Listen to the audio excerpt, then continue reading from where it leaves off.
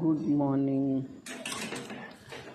આજે બ્રેકફાસ્ટમાં છે બટેકા પૌવા અને ચા, કારણ કે મોર્નિંગમાં ઓર્ડર જ હતો બટાકા પૌવાનો, એટલે જોડે જોડે ઘર માટે બી એ જ બનાવ્યા બટાકા પૌવા.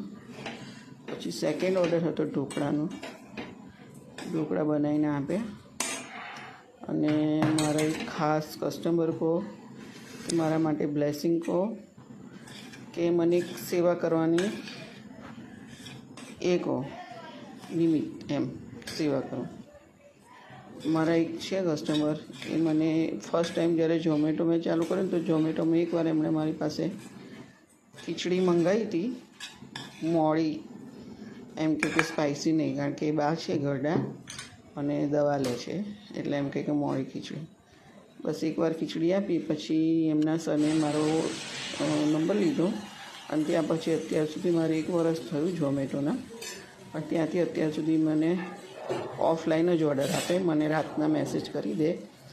મેસેજ મેં મેન્શન કર્યો છે વિડીયોમાં, એમ કે કાલે મળી શકશે એમ, એટલે હું હા પાડું, કારણ કે આ ઓર્ડર મારા માટે ઓર્ડર નથી, પૈસા ડઝન્ટ મેટર છે, પણ મારા માટે ખાસ બ્લેસિંગ છે.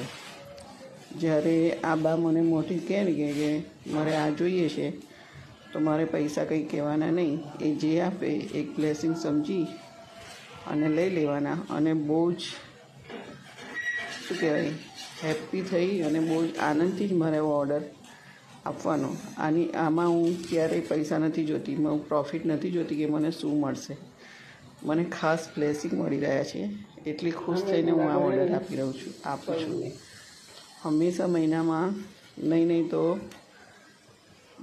10થી 15 વખત તો સાચો જ એમનો ઓર્ડર, 2 દિવસે એકવાર આમનો ઓર્ડર હોય છે. પણ આજે મારે તમને વિડીયોમાં મેન્શન કરવું હતું કે મારી પાસે આવા બી માણસ છે કે જે હું પૈસા મેટર નથી કરતી, બ્લેસિંગ લઉં છું. મને આ બાને બનાવીને આપવાનો બહુ જ આનંદ થાય છે. એમ થાય કે ચલો એક હેપી મને કસ્ટમર મળ્યું છે, મને એમનો આપવાનો બહુ જ આનંદ થાય છે. મેન્શન કર્યું છે તમે જોઈ શકશો. અને બીજું કે ખરેખર